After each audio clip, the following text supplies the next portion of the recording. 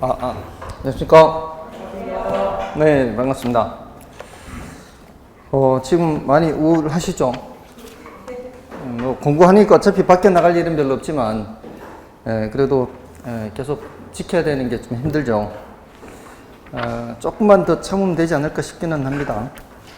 지금 또 위기죠, 위기. 3월만큼 좀 더 참았으면 하는 바람입니다. 오늘 할 차례가 356쪽이죠. 맞나요?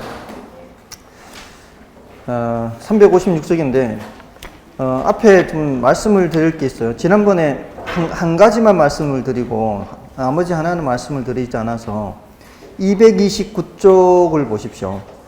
229쪽에 7번 문제와 227쪽의 4번 문제에 똑같은 맥락에서 말씀을 드리는데, 이제 4번에서만 말씀을 드리고 7번에서는 말씀을 안 드렸어요. 그게 뭔가 하면은 4번의 5번 지문과 7번의 5번 지문이에요.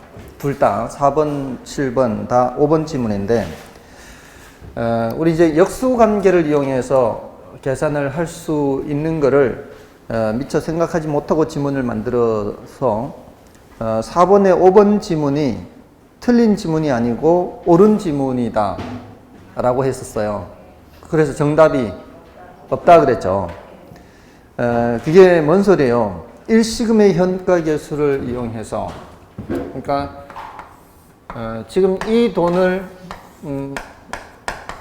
좀 할인하면은 얼마 하고 똑같아요? 이거 질문할 때는 원래는 뭘 이용해야 돼요?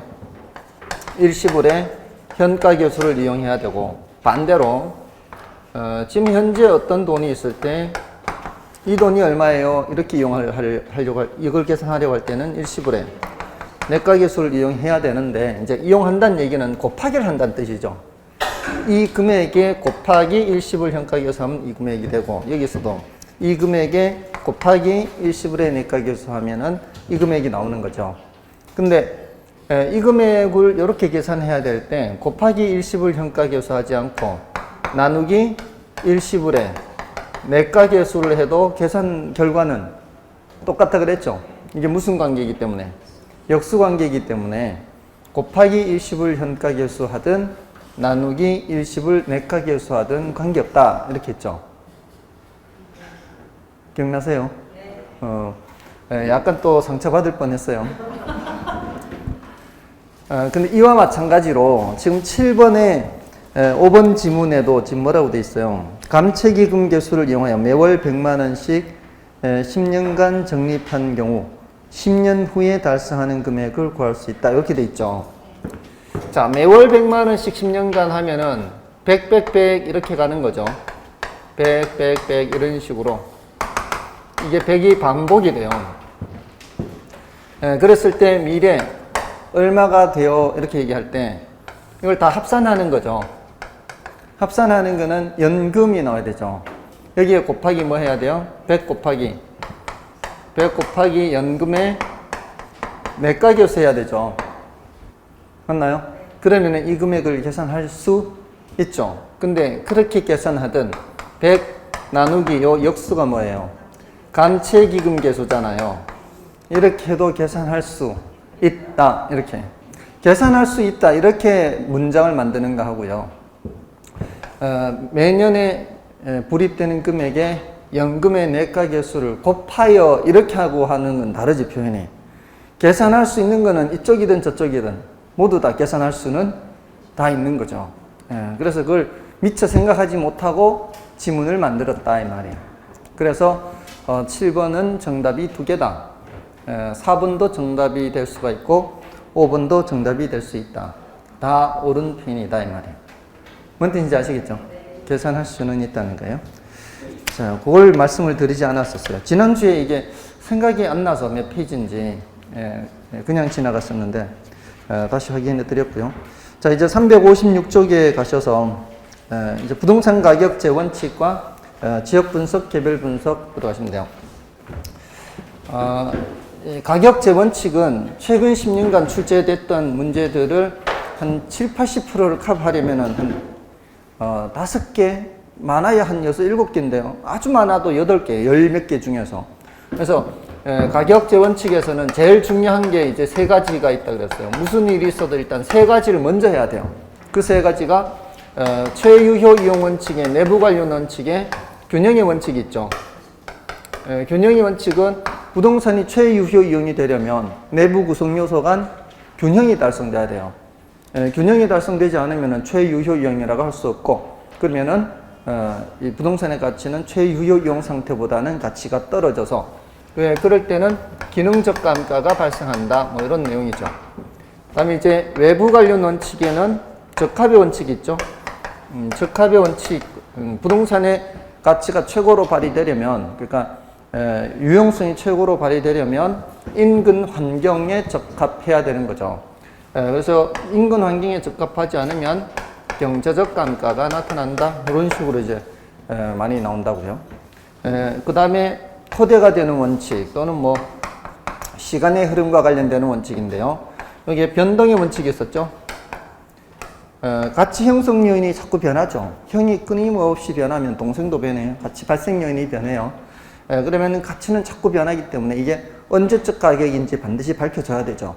그건 바로 기준 시점을 명확히 해야 되는 이론적 근거가 되고 시점 수정의 이론적 근거가 된다 그랬죠. 요 3가지가 제일 많이 출제가 돼요.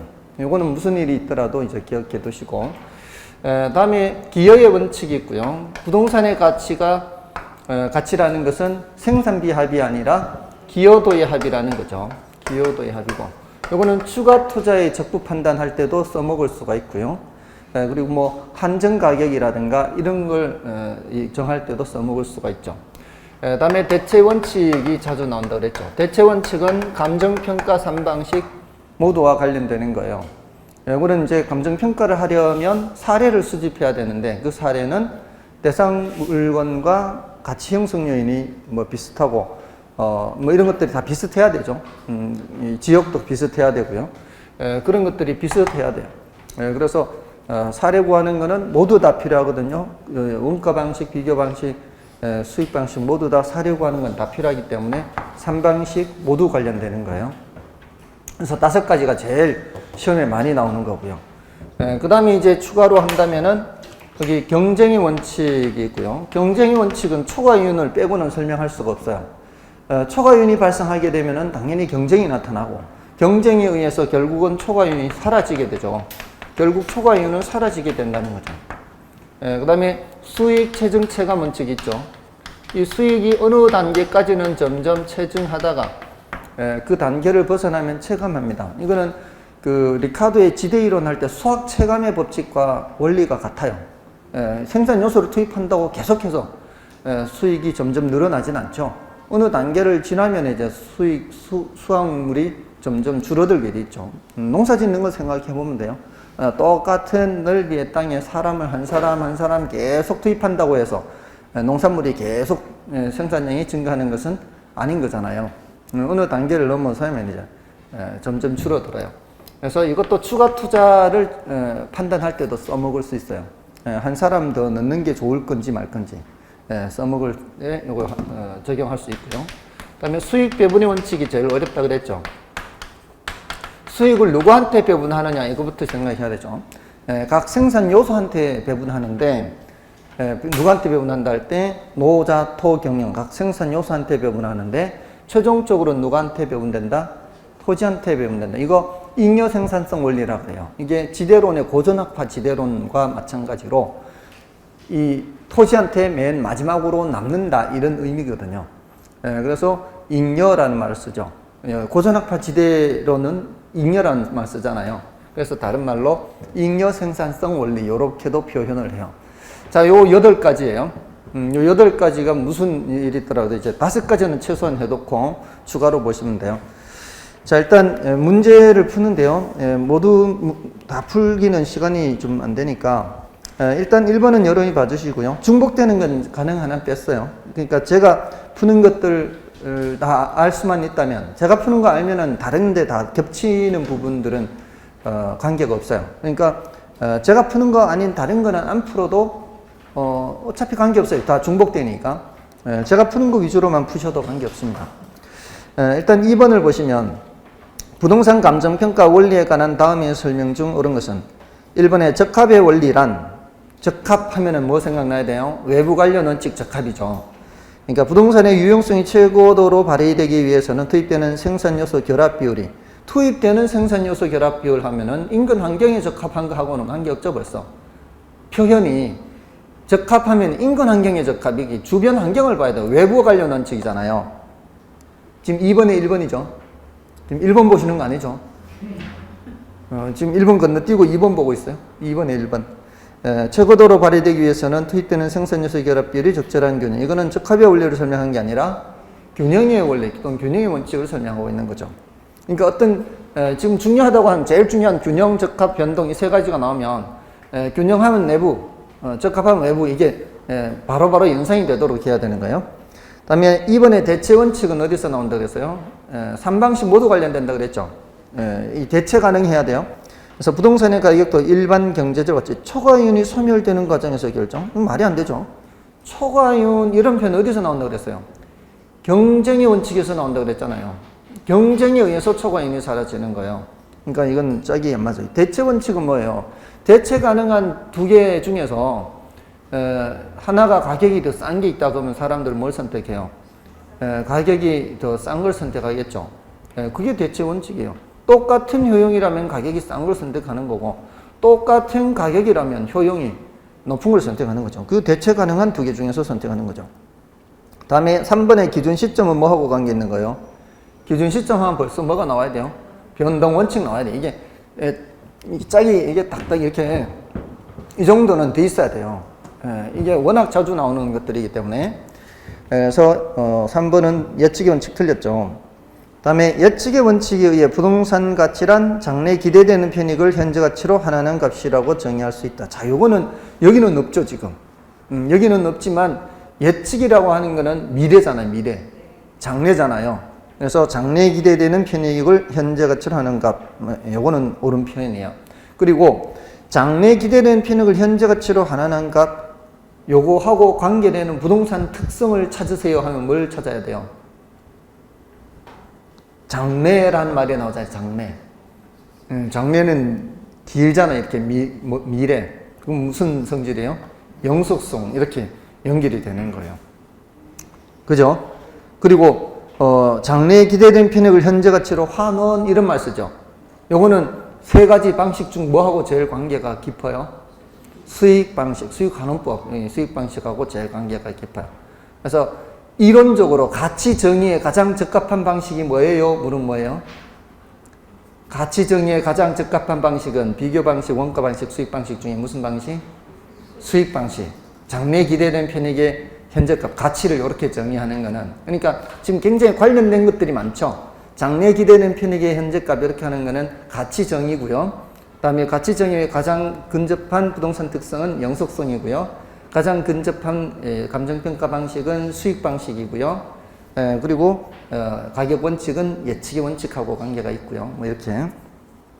다음에 기여의 원칙은 부동산의 가치는 생산비 합이다. 생산비 합이 아니라 기여도의 합이다. 이 말이에요. 됐고요. 다음에 3번은 아예 보지 마세요.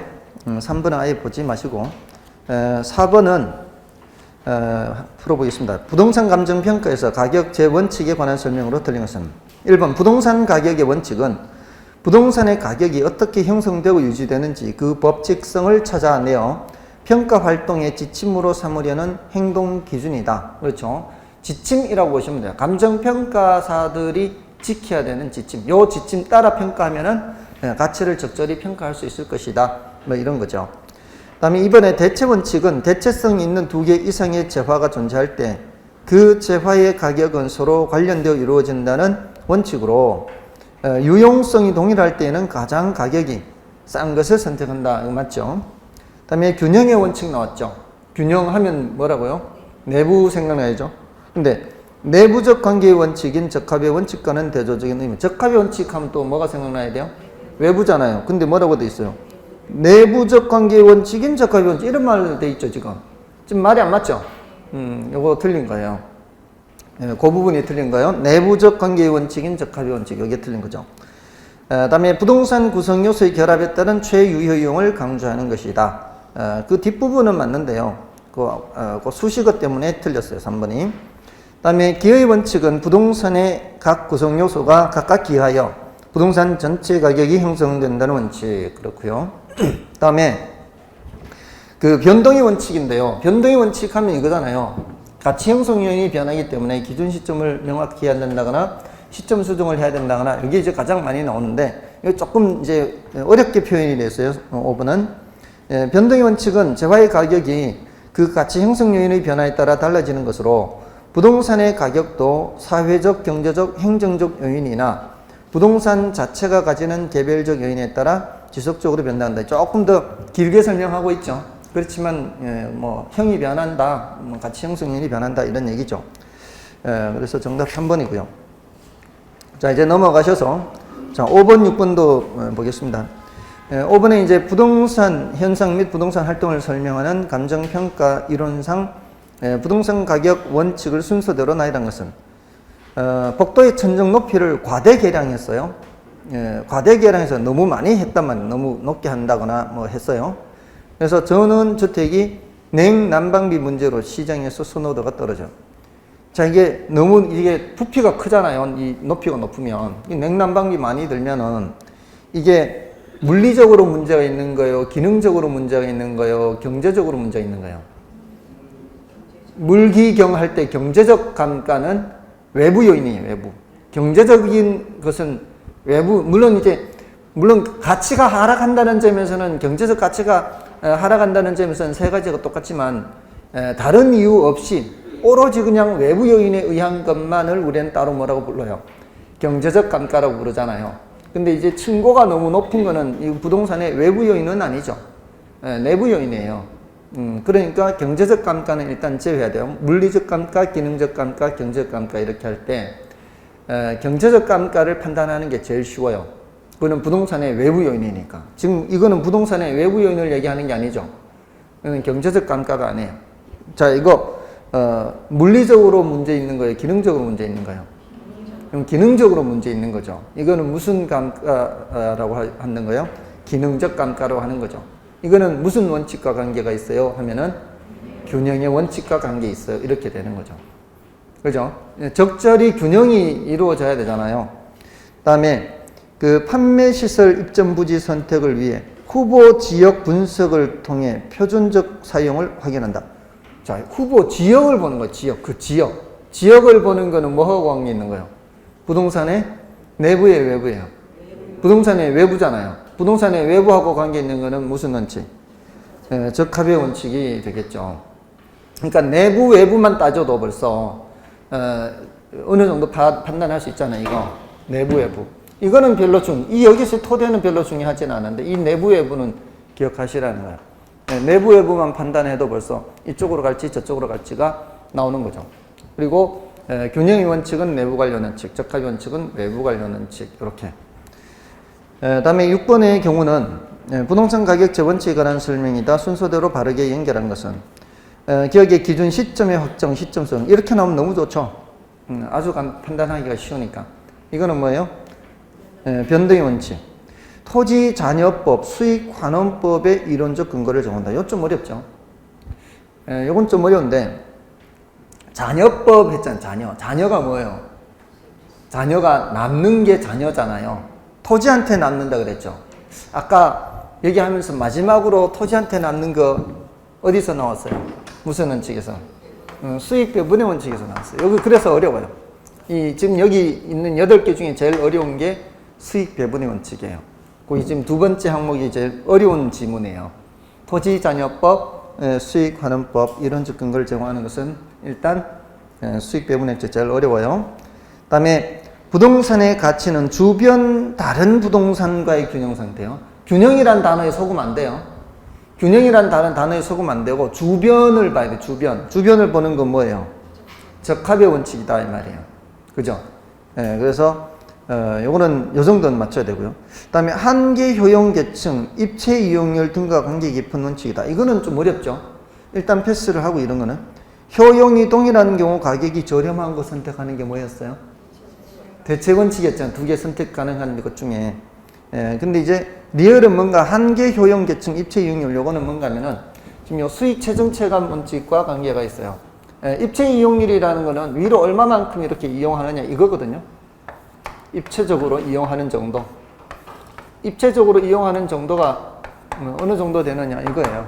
근데 이거는 어느 정도까지 올릴까 하는 거는 투입되는 비용하고 추가적으로 들어오는 수입하고 비교했을 때 뭐가 더 많아야 계속해서 투입할 수 있는 거예요. 수입이 더 많아야 계속해서 투입할 수 있는 거 아닌가요? 그러니까 이거는 수익 체증 체감 원칙과 관계 있어요. 어느 정도까지는 한층 더 올리는 데 들어가는 비용에 비해서 들어오는 수입이 더 큰 거죠. 근데 더 이상 안 올리는 이유가 뭐겠어요? 이제는 더 크게 더 위로 올리는 데 들어가는 비용에 비해서 들어오는 수입이 작으니까 이제 더 안 올리게 되는 거죠. 이거는 수익 체증 체감 원칙과 관계가 있어요. 좀 어렵죠. 자, 그런 것들은 중요도는 좀 낮다 이렇게 보시면 돼요. 그러니까 이건 자주 안 나오는 거잖아요. 자주 안 나오는 거란 말이에요. 얘네들은 다른 것들 5개가 먼저 나오고 그 다음에 경제 원칙 그리고 난이도가 좀 높잖아요. 이 용어 자체가 뭐 한계 효용 입체 이용률 이런 표현들이 나오는 거는 좀 어려우니까 쉬운 거 자주 나오면서 쉬운 거를 먼저 하는 거죠. 그렇게 하면은 적중률을 높일 수 있고요. 지금 이 문제의 경우에도 리얼 몰라도 정답 맞추는 데는 별 지장 없죠. 기억, 디귿, 미음만 알아도 그렇지 않나요? 기억, 디귿, 미음만 알면은 맞출 수 있지 않나요? 지금 변동의 원칙 기억 알면은 1번이나 5번 중에 있잖아요. 그죠? 그 다음에 세 번째 나오는 게 적합의 원칙이냐 균형의 원칙 이거는 비교할 수 있잖아요. 1번, 5번 중에 벌써 정답이 나오고 세 번째 것만 알면은 정답 찾는 데는 지장이 없단 말이에요. 그러니까 공부를 할 때 그게 효율적인 방법이란 말이에요. 자주 나오는 것들을 확실하게 아는 게 중요한 거죠. 이것저것 다 알 필요 없이. 그렇지 않나요? 근데 3개마저도 모르면 이제 감당이 안 되는 거죠. 아니, 선택한 거는 알아야 되는데, 선택한 것도 모르고, 선택 안 한 것도 모르고, 다 모르면은 이건 안 되잖아요. 그러니까 선택한 거는 확실하게 알아야 된다, 이 말이에요. 그게 효과적으로 공부하는 방법이에요. 자, 다음에 7번, 8번은 여러분이 풀어봐 주세요. 어렵지 않아요. 이거는 뭐 여러분이 봐주시고. 넘어가시면 이제 지역 분석, 개별 분석이에요. 지역 분석, 개별 분석에서는 일단 지역 분석, 개별 분석 비교하는 게 나오고요. 지역 분석은 뭘 판정하기 위한가요? 이거는 표준적 이용 판정하기 위한 거죠. 요거는 최유효 이용 판정하는 거죠. 표준적 이용이라는 게 그 지역의 일반적 이용을 말해요. 그리고 얘가 그 지역을 보는 것이기 때문에 그 지역의 가격 수준을 판정하는 것인데 얘는 구체적인 가격을 판정하는 거죠. 그리고 여기가 선행 분석이고 여기가 후행 분석이고 전체 분석이라면 부분 분석, 거시 분석, 미시 분석 이렇게 얘기하잖아요. 그리고 이거는 적합의 원칙과 관계 있다면 조금 전에 여기는 균형의 원칙과 관계가 있고 여기가 경제적 감가와 관계 있다면 기능적 감가와 관계 있고 이렇게 대칭적으로 이제 얘기할 수 있잖아요. 그거 이제 정리해 두시고 그다음에 지역 분석의 대상해서 뭐가 있어요? 인근 지역, 유사 지역, 동일 수급권 이렇게 하죠. 그래서 인근 지역의 뜻이 뭔지, 유사 지역의 뜻이 뭔지, 일단 동일 수급권 뜻이 뭔지 뜻을 알아야 되죠. 인근 지역은 뭐예요? 물으면 대상부동산이 속한 지역으로서 대상부동산과 지역 요인을 공유하는 지역이죠. 지역 요인이 똑같아요. 그래서 이 인근 지역 안에 대상부동산도 있고 만약에 사례를 수집을 할 때 유사 지역이 아닌 인근 지역에 사례가 있다면 이렇게 비교하면은 같은 지역이죠. 이러면은 지역 요인을 비교할 필요가 없죠. 근데 사례가 유사 지역에 있다면 지역이 다른 지역이죠. 이렇게 다른 지역이면은 지역 요인을 비교해야 돼요.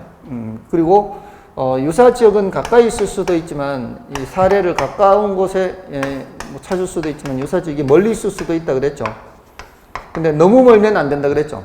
너무 멀면 대체할 수가 없잖아요. 이게 아니면 저걸 대체를 할 수 있어야 되는데 그 일정한 범위를 묶어줘야 되죠. 일정한 범위를 묶어줘야 되는 이 개념이 뭐예요? 동일수권, 인근지역과 유사지역을 포함하는 개념이다. 이 안에 있는 것들은 대체 경쟁 관계에 있어요. 그리고 인근지역, 유사지역뿐만이 아니라 다른 용도적 지역도 있죠. 다른 용도적 지역도 있는 넓은 범위 개념이 바로 동일수권이죠. 자, 이렇게 이제 보시면 되고요. 자, 여기서도 문제를, 대표적인 문제들을 좀 보겠습니다. 9번, 10번은 여러분이 봐주시고요. 11번을 보겠습니다. 11번에 감정평가 절차상 지역 분석과 개별 분석에 관한 설명으로 틀린 것은 1번에 지역 분석은 종합적, 광역적, 거시적 분석이며 개별 분석은 미시적, 부분적, 구체적 분석이므로 일반적으로 지역 분석은 개별 분석에 선행한다. 맞죠? 다음에 개별 요인은 당해 토지의 가격 형성에 영향을 미치는 개별적인 상태, 조건 등의 재반 요인을 말하며 개별 분석에는 균형의 원칙이 적용된다. 맞죠? 다음에 인근 지역의 표준적 이용과 대상 부동산의 최유효 이용이 항상 일치하는 것은 아니므로 지역 분석이 요구되는 게 아니고 이때는 개별 분석이 요구되는 거죠. 지금 이게 만약에 항상 일치한다면은 표준적 이용과 최유효 이용이 항상 일치한다면 개별 분석을 할 필요가 없죠. 이미 끝나버리는 건데요. 그러니까 이게 대부분은 같아요. 대부분은 같지만 다를 수도 있잖아요. 그러니까 우리가 표준적 이용이 단독주택이다 이렇게 하면 뭐예요? 표준적 이용이 단독주택이다 그러면 그 지역은 단독주택이 가장 많이 관찰이 되는 단독주택으로 사용하는 부동산이 제일 많은 그런 지역을 단독주택 지역이다 그러는 거예요. 표준적 이용이 단독주택이다. 자, 표준적 이용이 단독주택이라 해서 모든 부동산이 다 단독주택으로 이용되는 것은 아니잖아요. 그 중에 뭐 점포가 있을 수 있잖아요. 단독주택 지역 안에도 점포가 있을 수, 뭐 여러분들 공법에서 배웠잖아요. 전용 주거 지역에 있을 수 있는 근린 생활시설 들어올 수 있는 거 있잖아요. 그 근생 있지 않나요? 전용 주거 지역에도. 전용 주거 지역 근생 들어올 수 있죠. 그러니까 모든 거 말고 이렇게 일부 근린 생활시설들이 들어올 수 있잖아요. 그런 것들은 단독주택이 아니잖아요. 그래서 최유효 이용과 표준적 이용은 달라질 수 있다. 그러니까 무슨 분석을 해야 된다? 개별 분석을 해야 된다. 이렇게 되는 거예요. 다음에 그래서 3번은 틀렸고요. 다음에 4번의 인근 지역의 범위는 고정적 경직적인 것이 아니라 유동적 가변적이죠. 그리고 동일수요권은 인근 지역을 포함하고 인근 지역과 상호 대체 관계에 있는 유사 지역이 존재하는 공간적 범위다. 그렇죠. 이 유사 지역과 인근 지역이 다 포함이 되어 있는 거죠. 그리고 동일수요권을 다른 표현으로 뭐라고 얘기하는가 하면은 사례 수집의 최원방권이라고 그래요. 최원방권. 요 범위를 벗어나서는 사례를 수집하지 말란 얘기죠. 사례 수집의 최원방권. 자, 이렇게. 자, 12번 지역 분석과 개별 분석을 비교한 내용이다. 옳은 것은 몇 개인가? 자, 지역 분석, 개별 분석 보겠습니다. 자, 분석 대상의 지역 분석은 전체, 광역, 거시 맞죠? 부분, 구체, 미시 맞고요. 지역 분석에서는 표준적 이용, 가격 수준 맞죠? 개별 분석 최유효 이용, 구체적 가격 맞고요. 선행, 후행 맞고요. 인접성, 부동성. 다음에 개별성, 용도 다양성. 용도 다양성은 최유효 이용 생각하면 돼요. 그죠? 그 최유효 이용하고 용도 다양성 연결 지으면 되고 개별 분석이니까 개별성인 거고요. 지역 분석, 인접성, 부동성 맞고요. 그다음에 지역 분석은 적합의 원칙, 외부성의 원칙 맞고요. 개별 분석, 균형치 맞죠? 다 맞죠? 다 맞아. 실전에 이게 정말로 이렇게 나오면은 뭐 엄청 고민 생기겠죠. 분명히 다 맞는 것 같은데 혹시 내가 한 개 모르는 거 아닌가 하고 2번 이렇게 체크할 수도 있죠. 자기를 못 믿어서. 예전에 그렇게 나온 적도 있어요. 정말로 5개가 다 옳은 거예요. 5개 다 옳은데 자신을 못 믿는 거죠. 그래서 5개 다 맞는데도 한 개 틀린 거 아닌가 하고 4개 이렇게 그러면서 틀리는 거죠. 근데 사실 굉장히 치사하죠. 이렇게 주자면. 근데 감정평가사 시험에 최근에 이렇게 나왔었어요.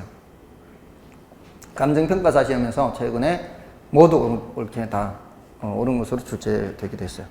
자, 아무튼 1번이 정답이고요. 그 다음에 13번은 감정평가 과정상 개별 분석, 지역 분석과 개별 분석에 관한 설명으로 틀린 것은 1번에 해당 지역 내 부동산의 표준적 이용과 가격 수준 파악을 위해 지역 분석이 필요하다. 지역 분석은 표준적 이용, 요거 가격 수준, 요거 두 가지 키워드죠. 그 다음에 지역 분석은 해당 대상 부동산에 대한 미시국지적 분석 틀렸죠. 지금 방금 12번에서 봤던 거하고 지금 겹치는 부분이죠. 이 지역 분석은 거시 전체 분석이죠.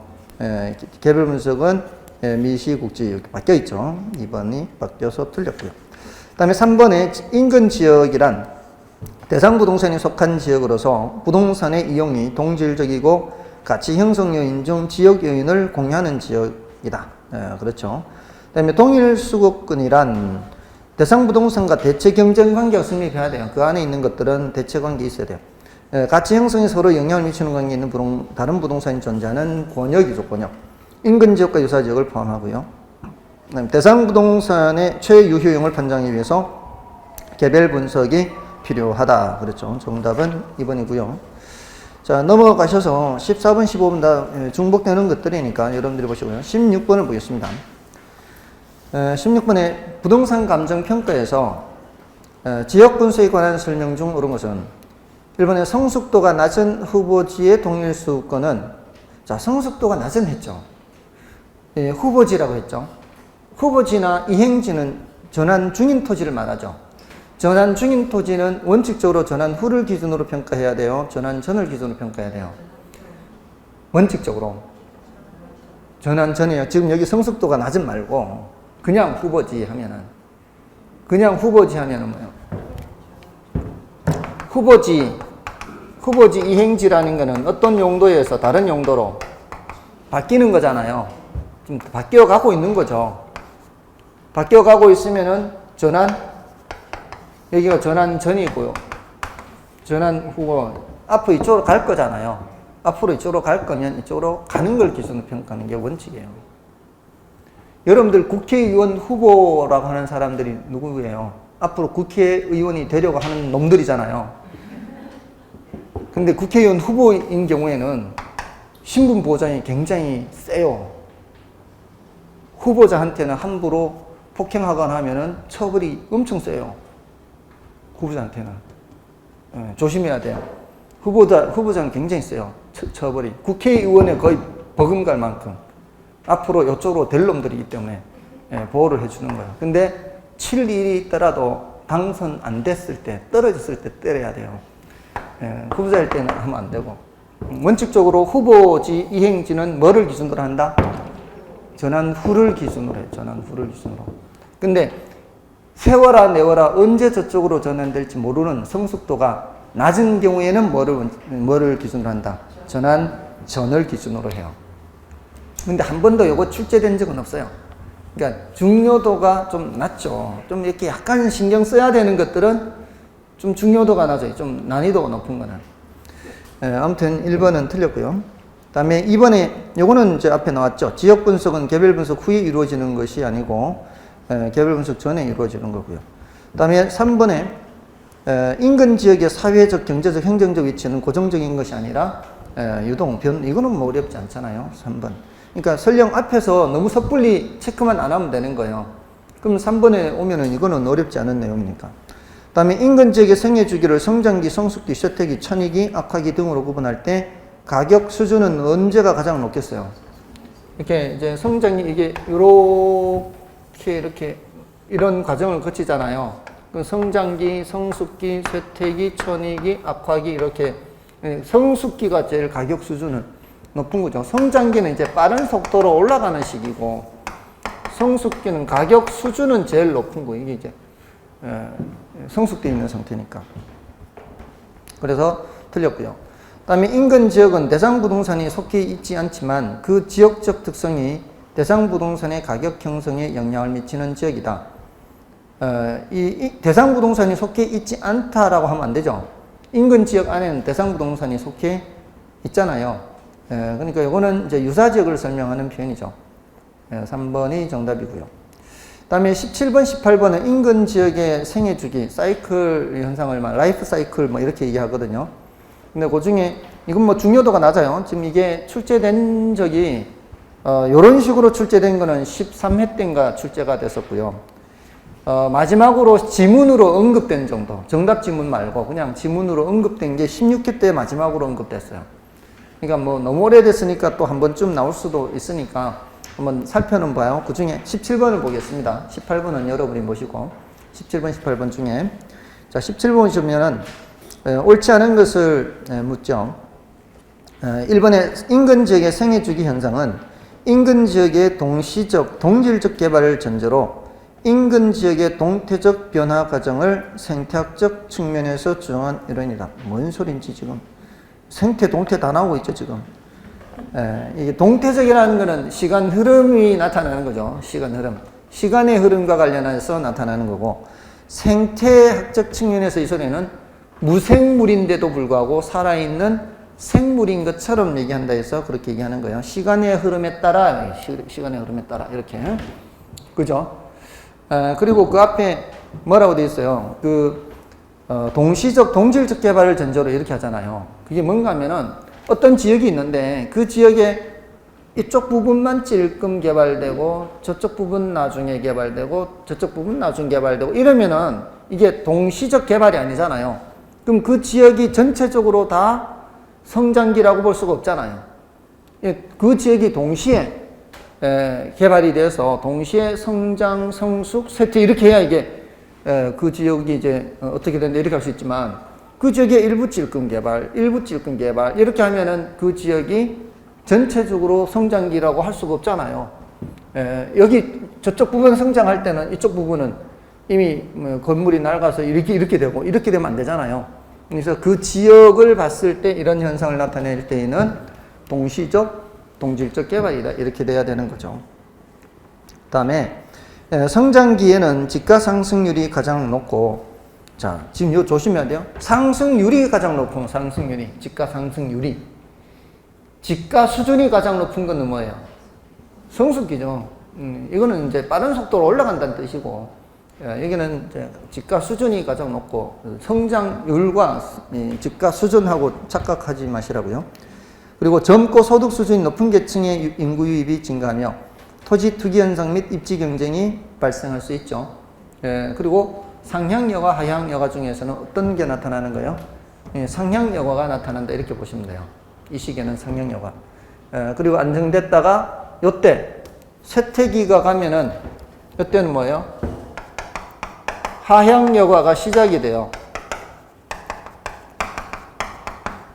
낡아지기 시작하는 거죠. 건물 생애 주기로 보면 이제 노후 단계로 들어가는 거예요. 건물이 노후 단계 되면 이제 소득 수준이 높은 사람이 살던 집에 소득 수준이 낮은 사람들이 들어오게 되는 현상, 이제 하향여가 시작이 되죠. 그리고 이때 천이기에는 하향여가가 활발해요. 하향여가가 활발하다는 게 뭐예요?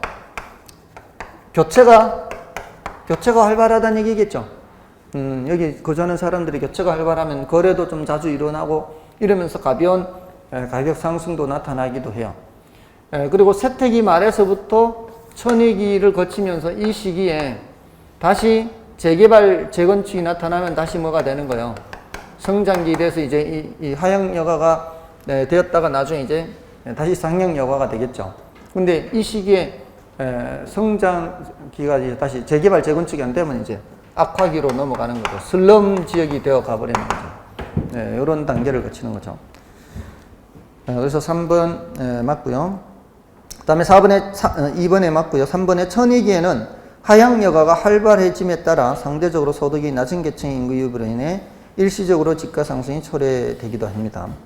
그 다음에 성숙기에는 집가 수준 자체는 최고이며 지역적 기능은 정상, 신축 부동산의 거래가 부동산 시장의 중심을 이룬다. 자, 이게 틀렸죠, 마지막에.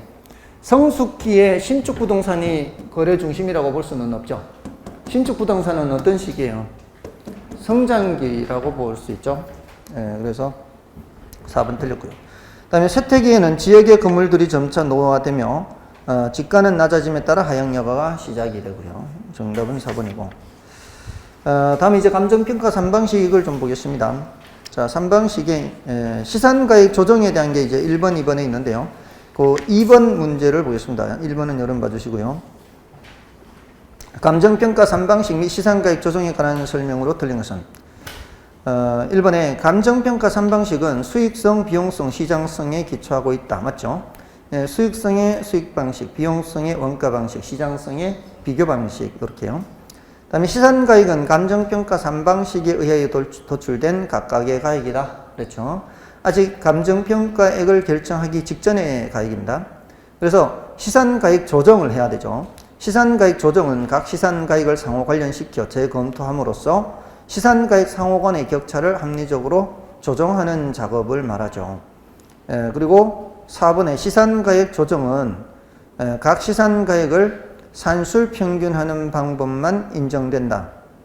그건 아니죠. 그건 아니고 이거는 1번의 3번 지문을 보시면 돼요. 1번의 3번 지문 보세요. 뭐라고 되어 있어요? 평가 시 사용된 자료의 양, 정확성 및 적절성 등을 고려하여 각각의 방법에 가중치를 두어 가격을 결정하는 것이다. 이렇게 한다고요. 그렇죠? 그래서 4번 틀렸고요. 다음에 감정평가에 관한 규칙에서는 시산가액 조정에 대하여 규정하고 있죠. 당연히 이런 규정들이 있습니다. 정답은 4번이고요. 다음에 3번 문제는 시산가액을 계산하는 문제예요. 계산하는 문제인데 일단은 그 3번을 보시면은 거래 사례를 통해 구한 시산가액이 얼마예요? 1.2억 원, 1억 2천만 원이잖아요. 요거는 비교 방식에 해당하죠. 그리고 조성 비용을 통해 구한 시산가액 비용이잖아요. 이건 무슨 방식이에요? 원가 방식이죠. 근데 임대료를 통해 구한 시산가액에서 1억 원이죠. 이거는 수익 방식이거든요. 근데 사람들이 착각을 해요. 임대사례 비교법도 있지 않냐? 이렇게. 임대사례 비교법이면 그건 비교 방식이잖아요.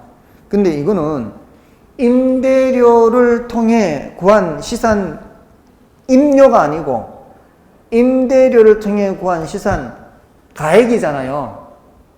그죠? 임대료를 계산한 게 아니고 가액을 계산했죠. 그 소리는 뭔 소린가 하면 우리 가유순전후 하잖아요.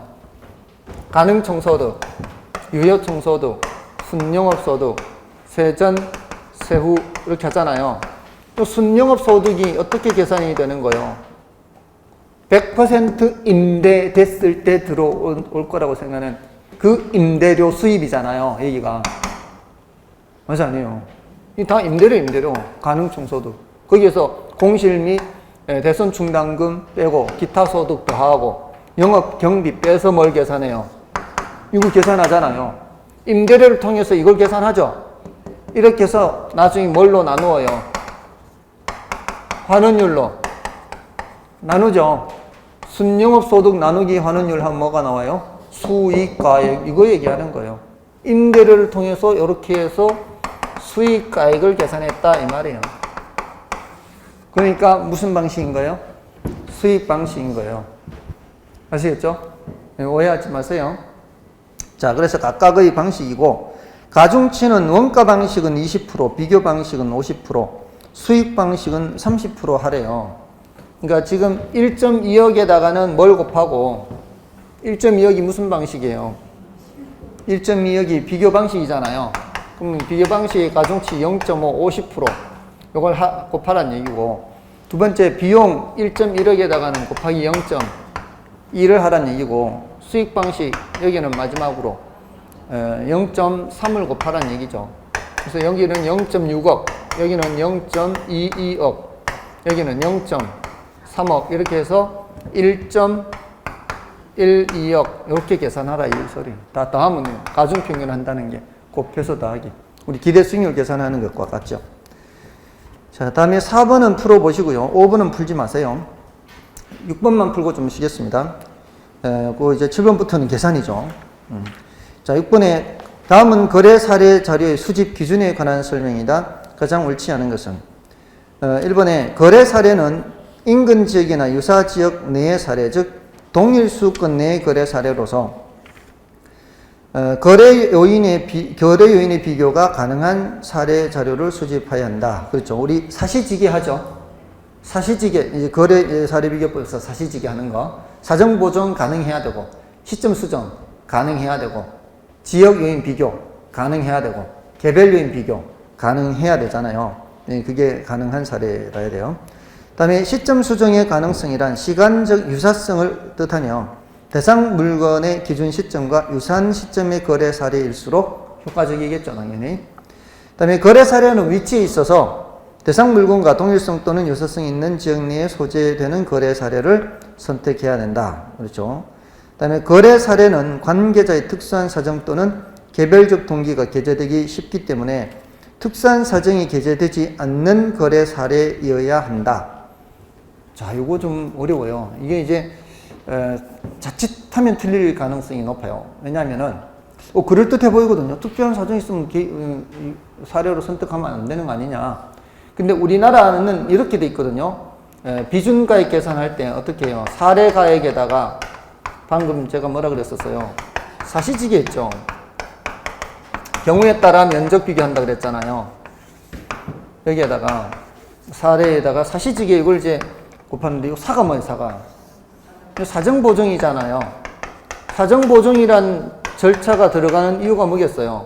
여기에 사정이 개입된 사례라면 수정 작업을 하기 위한 거잖아요. 그 소리는 사례가 사정이 개입되어 있을 수 있다 없다? 개입되어 있을 수 있다. 그러니까 사정보정을 하는 거죠. 그러니까 그런 사례를 선택 못하는 게 아닌 거예요. 그런 사례를 선택할 수가 있어요. 이게 우리나라하고 미국하고의 차이예요. 미국은 이게 없어요. 미국은 이게 없어요. 이게 없어서 처음서부터 사례에 사정이 개입된 사례를 선택하면 안 돼요. 미국은. 근데 우리나라는 처음에 사정이 개입되어 있는 사례를 선택할 수도 있어요. 대신 뭘 할 수 있어야 돼요? 사정 보정 가능해요. 사정 보정 가능하면은 선택할 수가 있어요. 그래서 우리 교재에는 아예 빼버렸는데요. 그 시중에 다른 교재에는 그 대표성 없는 사례 제거 이런 내용도 있어요. 근데 그거는 우리나라에서는 공부할 필요가 없어요. 미국은 처음서부터 대표성 없는 사례를 배제해요. 근데 우리나라는 그게 아니거든요. 그러니까 아예 우리는 이제 제가 원고 쓸 때는 그거는 아예 우리 교재에는 원고에 집어넣지 않았어요. 자, 요거 조심해야 돼요. 4번을 이게 옳다라고 생각할 가능성이 높아요. 다음에 5번에 대상 물건과 개별 요인의 비교가 가능해야 하며 거래 사례는 대상 물건과 상호 대체 경쟁 관계가 성립되고 가격은 상호 관련이 유지돼야 돼. 비슷해야 된다 이 말이에요. 그래서 정답 4번이고요. 자, 이제 7번부터 계산 문제 좀 쉬고 하겠습니다.